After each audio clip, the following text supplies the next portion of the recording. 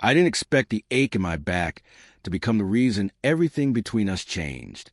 It had been creeping in for weeks, tight shoulders, stiff neck, the kind of tension you ignore until you can't anymore. I blamed it on the long hours slouched over my laptop, uni deadlines piling up like bricks on my spine. But deep down, I knew the ache wasn't just physical. It was something else, something more complicated. We'd lived together for nearly a year now, me and him, my roommate, the kind of guy who made everything seem effortless, calm, funny, comfortable in his own skin in a way that I admired and envied all at once. He had this relaxed way of moving around the flat, barefoot and humming under his breath, flicking the kettle on like it was muscle memory, tossing crisps into his mouth with barely a glance. I told myself we were just close mates, good mates, nothing more. But the way I noticed the curve of his mouth when he smirked, or how my stomach would tighten when he flopped beside me on the couch, those were details I tried not to dwell on. Tonight felt different, though. The flat was unusually quiet, the kind of quiet that settles in late on a Sunday evening, when the world outside seems to fold in on itself. I was on the sofa, curled beneath my favorite throw, nursing a dull throb on my shoulders and scrolling half-heartedly through some show neither of us had committed to watching. He was in the kitchen, barefoot again, rummaging for biscuits he'd probably eaten already. There was nothing extraordinary about the moment, and yet it hummed with something unspoken. "You all right?" he called, glancing over the fridge door. "You've been rubbing that same spot on your shoulder for the past hour." I looked up. "It's just stiff. Been a long week. Want me to sort out for you?" I blinked. "What, the shoulder?" "No, your taxes," he deadpanned, then grinned. "Yes, your shoulder. I give excellent massages, in case you didn't know." He didn't wait for my answer, just wandered over and dropped down behind me on the sofa, hands warm and casual as they pressed into my shoulder blades. I froze, not from pain, from the jolt of awareness that flared at his touch. He was humming again, softly, as if this were the most natural thing in the world. His thumbs worked slow, deliberate circles against the knots of my back, and I tried not to let my breath catch. "You're tense," he muttered, more to himself than me. "Feels like you've been carrying stress for weeks." You have no idea. I wanted to laugh, or maybe tell him to stop, except I didn't. Not really. The warmth of his hands seeped deeper than my muscles. There was comfort in the way he touched me, unthinking, generous. I closed my eyes for a second and let myself lean back just a little. Outside, the city murmured quietly, buses rumbling in the distance, a car horn echoing down the street. But in here, in our shared little flat with a flickering light from the telly and his fingers easing tension I hadn't known how to name, everything slowed. I wasn't sure when I'd started feeling it. This restless flutter whenever he smiled at me, the quiet ache when he stretched and yawned and his shirt lifted just slightly. It had built itself up over months, like dust collecting in corners, subtle and persistent. He pressed his thumb a little deeper, and I let out an involuntary sigh. "That good?" he asked, voice soft and just behind my ear. I nodded, afraid my voice might betray more than just relief. Yeah, something was changing, not just in my shoulder, in me. And whatever this was, this careful line we'd danced around for months, I had the distinct feeling we'd just taken a step over it. People say you don't really know someone until you live with them. I'd say you don't feel someone until they walk around shirtless on Sunday mornings, yawning into a mug of tea and grinning at you with sleep in their eyes. We met during second year at uni, shoved together by the randomness of flatmate assignments. I'd been wary at first. He was a loud type, always joking, always surrounded by people. The kind of person who lights up a room without trying, while I was more the sit in the corner with my book type.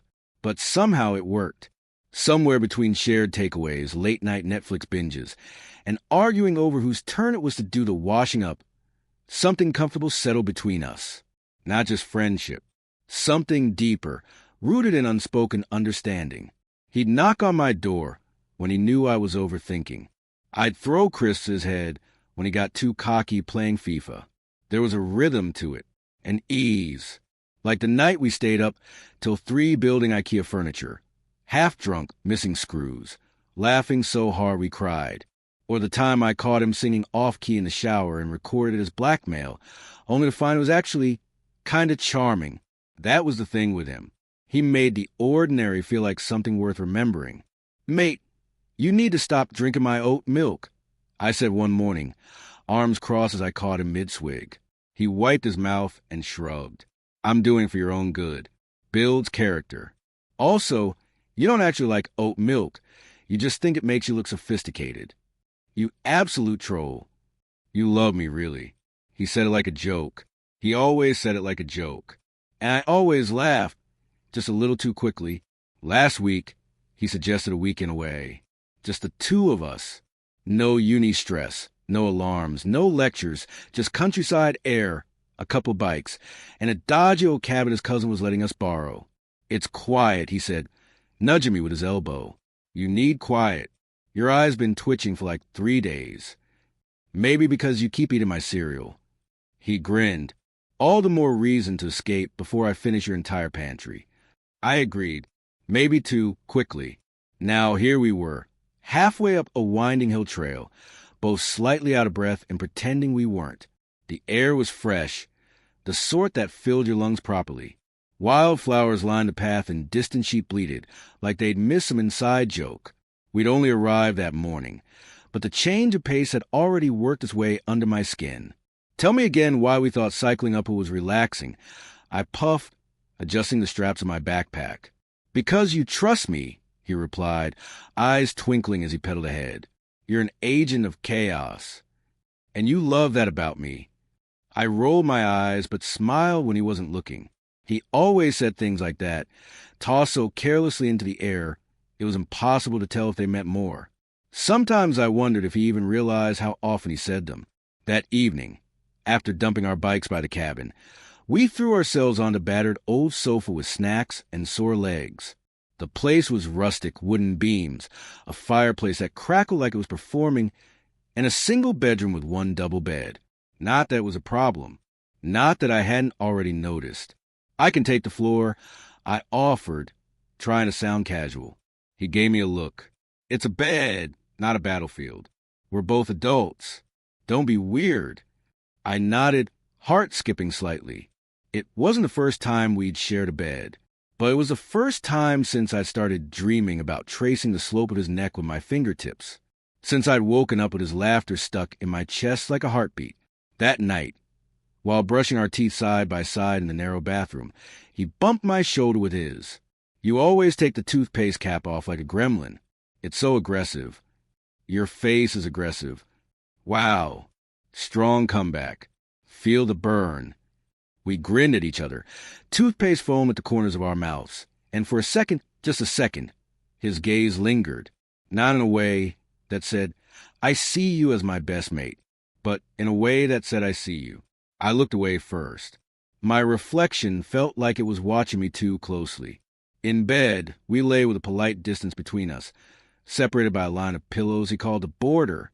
It was something he joked about on other trips, a way to make the situation less loaded. "You're not allowed to cross the pillow border," he warned, pulling the duvet up to his chin like a child. I raised an eyebrow. "You snore? That's a bigger threat." "I do not snore." "Yes, you do." He smirked. "Well, if I do, you'll just have to massage the tension out of me in the morning." Fair's fair. I went quiet. He probably didn't mean anything by it, but the way he said massage sent a tiny spark crawling down my spine. The same way he had when his hands were on my shoulders back in the flat, when my whole body had gone still, waiting for something more. I turned my back to him, not trusting the flush rising to my cheeks. "Night," I muttered into my pillow. There was a pause. Then, softer than I expected, "Night, mate." I lay there, staring at the wall, every inch of me alive with awareness. The space between us suddenly felt like a string pulled tight, one shift, one breath, and it might snap. The power went out just before midnight. 1 minute we were lounging on the sofa, arguing over whose playlist was superior, mine obviously. And the next, the cabin dropped into complete darkness with muffled thunk, the kind of silence that felt heavy, like it had been holding its breath. "Did you touch something?" I asked, eyes adjusting, heart already doing that annoying fluttery thing it did whenever something unpredictable happened, or whenever he was nearby. So, most of the time, he held up both hands like he'd been wrongly accused. I was literally just lying here eating crisps. How is that sabotage? You breathe like a saboteur. Well, you panic like one. He smirked, then flicked on his phone torch, sending a bright glare across the room. Fuse must have gone. Probably dodgy wiring. Brilliant, I muttered, rubbing my arms. Without the heater humming, the room was already cooling fast. The fire had died down, and the walls suddenly felt more distant, the creaks more noticeable. "I'll check the fuse box," he said, standing up and stretching, shirt rising just enough to reveal a sliver of bare skin above his waistband. I looked away, teeth pressing into my lower lip before my brain betrayed me with a thought. I want to touch that. God, get a grip. He disappeared outside with a coat thrown over his pajamas, foam light bobbing like a firefly. I wrapped the throw tighter around myself, trying not to imagine worst-case scenarios like, what if he gets electrocuted and I have to carry his dead body downhill? Or, what if we're stuck here for the night with no heat and I die of emotional thirst? When he returned, his hair was damp with mist and his face a little red from the cold. No luck, he sighed. Fuse box looks like it belongs in a museum. We're off-grid until morning. And we thought this would be relaxing. He shrugged with a grin. Could be worse. At least there's wine. Wine doesn't warm toes. Then we'll have to improvise, won't we? He flopped down beside me again, closer this time, and threw half the blanket over his own lap without asking. Our knees touched. We both ignored it. Mostly. After 2 glasses of wine and a failed attempt at playing charades, using only phone torches and whispering, because the cabin is spooky after dark. The cold had properly settled in. "You're shivering," he said, frowning as he looked at me. "I'm fine." "You're not fine. Come here." Before I could argue, he tugged me sideways until I was pressed against his side, the blanket now wrapping us both like some oversized burrito. His body radiated heat, and my heart immediately thudded somewhere near my throat. I could feel everything, his arm warm against mine, the rise and fall of his chest, the subtle scent of his skin. His thumb brushed my elbow as he adjusted the blanket, and I was sure he didn't even realize he'd done it. But I did, every second of it. "See," he murmured, warmer already. Yeah, that wasn't the problem. We sat there for a while, listening to the soft pop of the fire he'd coaxed back to life and the distant rustle wind through trees outside. His hand, resting along the back of the sofa, brushed the back of my neck occasionally. Casual, like he was stretching, but not quite accidental. Each brush lit up a nerve like a fuse, until I could barely hear my own thoughts over the pounding in my chest. He shifted a little, leaning back and let his head rest near mine. "You ever wonder," he began, voice low, "what would be like if things were different?" I turned my head slightly. "Different how?" He shrugged, like, if we weren't just flatmates. The silence after that sentence wasn't awkward. It was electric, thick with every unspoken thought I'd shoved down since the day we met. I couldn't tell if he was joking. He wasn't looking at me. "I do wonder," I said, my voice quieter than I meant to be. That made him pause. Turn. Look at me properly. Our eyes locked, and it was like the room dropped away. No cold, no darkness. Just the way his gaze softened, focused, lingered on my mouth for a second too long. I swallowed, hard. He reached up, fingers brushing a strand of hair from my forehead, like it was nothing. But it wasn't nothing. Not to me. "You've got something there," he murmured, his touch feather-light. My pulse skipped. "Do I?" He nodded, but didn't pull his hand away. He let it hover for a moment. Close. So close I could feel the warmth of it. The silence pulsed. And then, just like that, he looked away, back to the fire, back to safe territory, like he'd almost stepped into something and then thought better of it. I felt cold again, despite being pressed right against him. Later, in the bedroom, we stood awkwardly by the bed. The wine had made us both quieter, more thoughtful. We hadn't spoken about that moment on the sofa, but it was there, hovering between us like a breath waiting to be released. "You sure you don't want the bed to yourself?" I asked, already knowing the answer, but needing out anyway. He turned to me, expression unreadable in the soft glow of his phone light. I'm sure. Stop being weird. I'm not. He stepped closer, close enough that I could feel the heat rolling off him again. Look, if I snore, you have permission to smother me with a pillow. I laughed. Noted. We climbed into bed, the pillow border now replaced with a single one we both sort of ignored. His leg brushed mine under the blanket. I didn't move. Neither did he. After a while, he spoke again, voice softer. You're always thinking so loud. It's exhausting. Sorry, I whispered. I'm just... He rolled onto his side, face inches from mine. You don't have to explain. Not yet. Then, without warning, he reached out and rested his hand on my chest. Light, barely there. His fingers curled slightly against my shirt, like he was anchoring himself. I couldn't breathe, couldn't think. He didn't say another word, just closed his eyes. But that touch, that deliberate, quiet touch, said everything. And it stayed there long after sleep finally took him, while I lay awake beside him, heart aching with wanting and fear and something dangerously close to hope. I don't know how long I stared at the ceiling. Maybe hours, maybe minutes.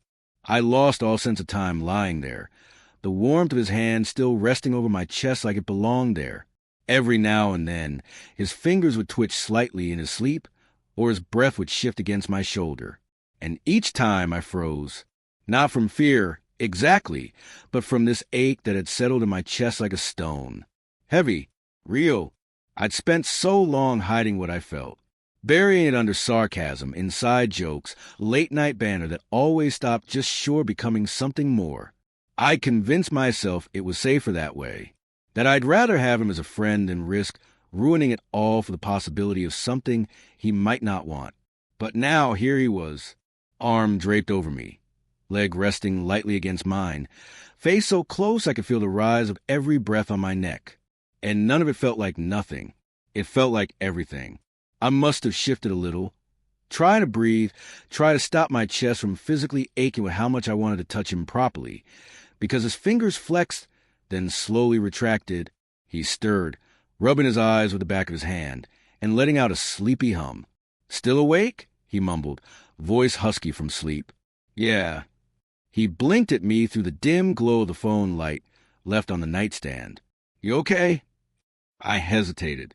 Then no. He propped himself up on one elbow, the duvet slipping to reveal his bare collarbone and the curve of his shoulder.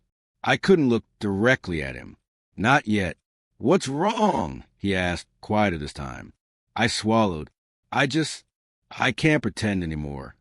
That made him go still, like completely still, as if even his breath was waiting.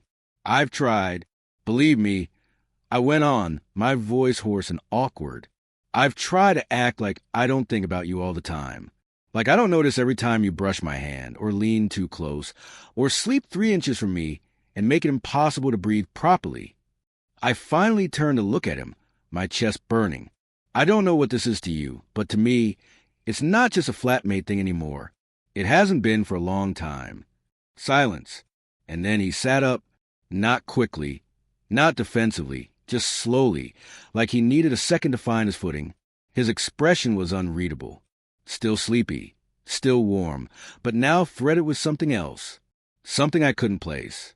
I'm sorry, I said quickly, already backtracking. Forget it, I was just tired. I shouldn't have. Stop. His voice wasn't loud, but it cut through my rambling like a thread pulled tight. Don't take it back, he said. Please don't take it back. My breath caught. He shifted to face me, his knees tucked beneath him on the bed, expression raw in a way I hadn't seen before.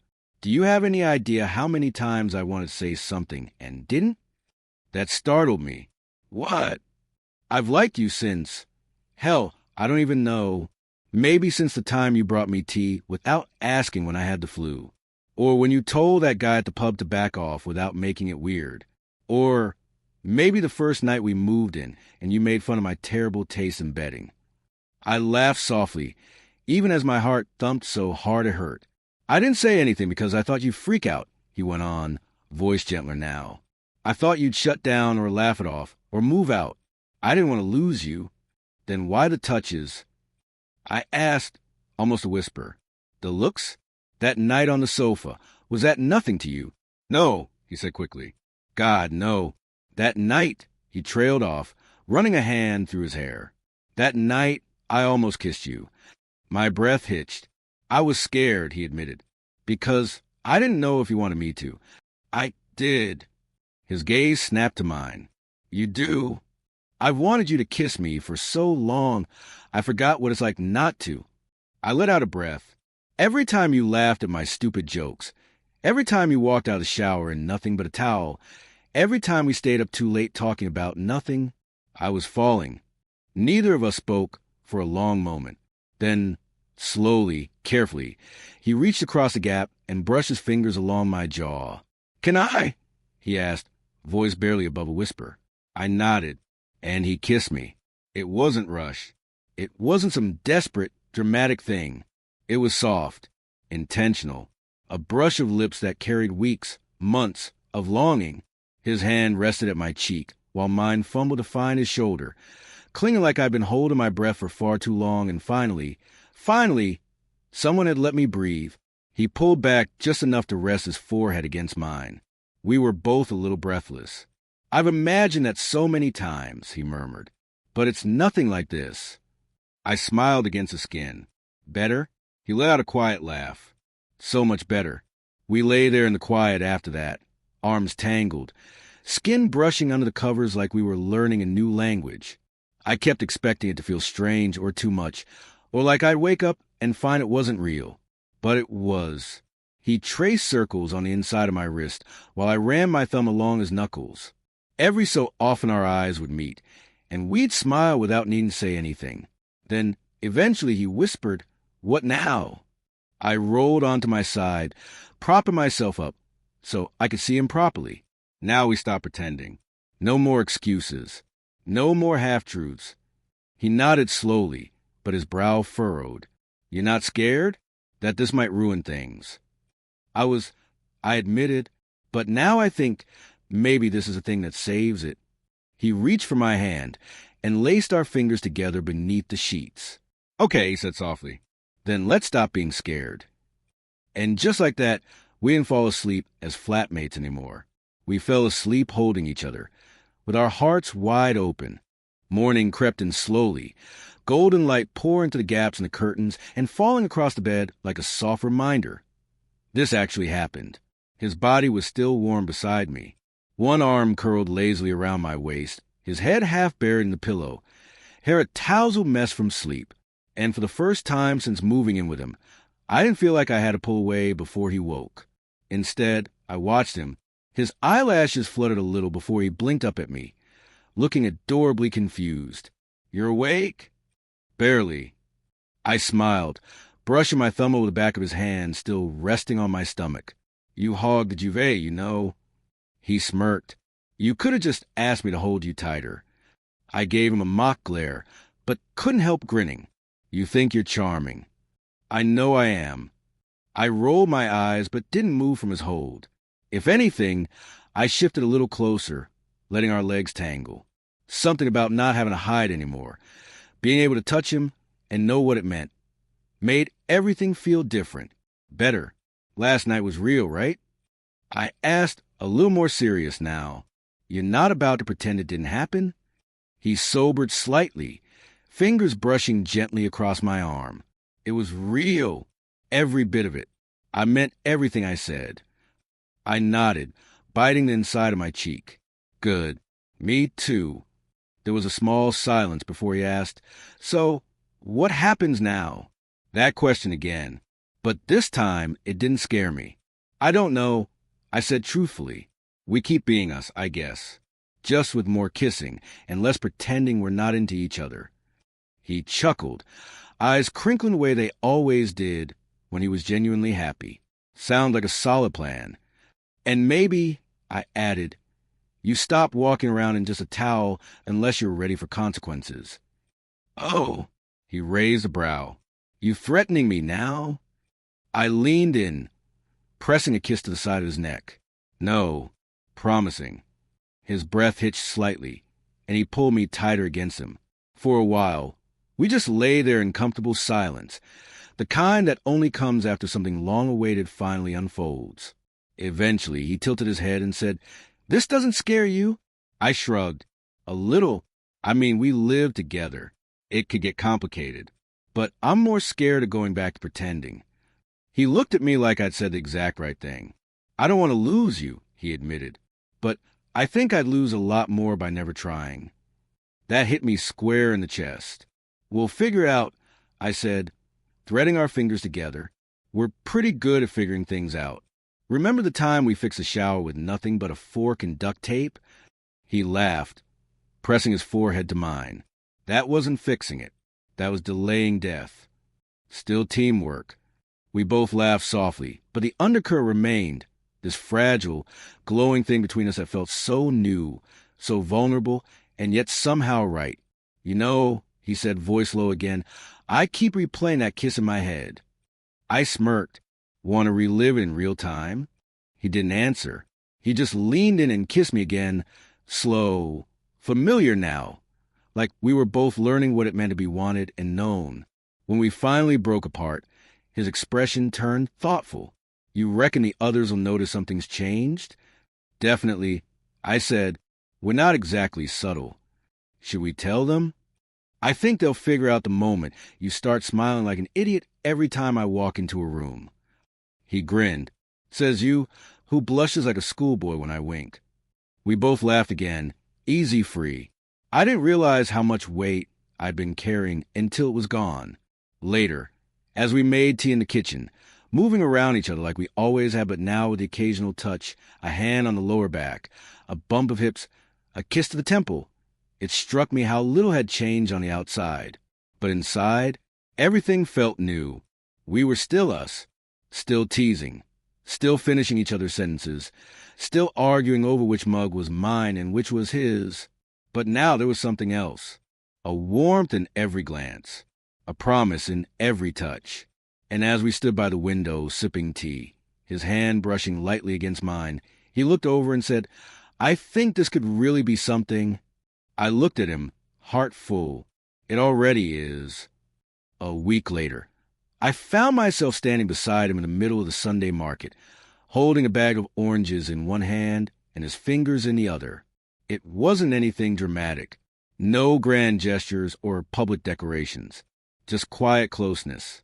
Our fingers brushing until they finally, naturally, laced together as we walked past fruit stalls and secondhand books, like we'd always done this, only now, with nothing left to hide. The sky was pale blue. The air smelled of fresh herbs and someone's overdone coffee. And when I looked over at him, he was smiling at a dog with a crooked tail, tugging me gently to follow. It was such a small thing, but it hit me hard. This is real. This is ours. "Why you keep staring at me?" he asked, cocking his head with a smirk as we paused by a stall selling mismatched mugs. "Just trying to figure out when I got lucky enough for you to notice me." He snorted. "You've been on my radar since the first time you yelled at the telly over burnt toast." I wasn't yelling. I argued, grinning. I was expressing passionate disappointment. "Whatever helps you sleep at night, mate." He leaned and then, a soft press of lips to my cheek. Not rushed, not hidden, just honest. We wanted a bit more. Picked up some tomatoes we absolutely didn't need, argued over whether coriander was the devil it is, and shared a ridiculous jam donut that ended up with sugar on both our noses. Everything felt easy, but deeper than before, we were learning new rhythms now, navigating mornings that started with sleepy kisses instead of grumbled groans, discovering the comfort of someone who didn't just tolerate your worst moods, but saw through them and stayed anyway.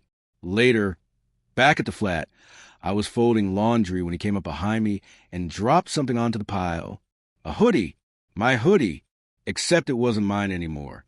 I picked it up, confused. "You've had this for weeks." He shrugged, looking a bit sheepish. "It smells like you. I sleep better in it."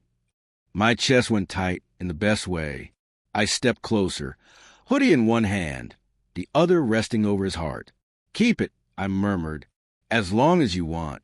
He didn't say anything, just leaned in and kissed me, slow and soft like he had all the time in the world. Later that night, we lay side by side, not touching but close enough that I could feel his presence in the quiet.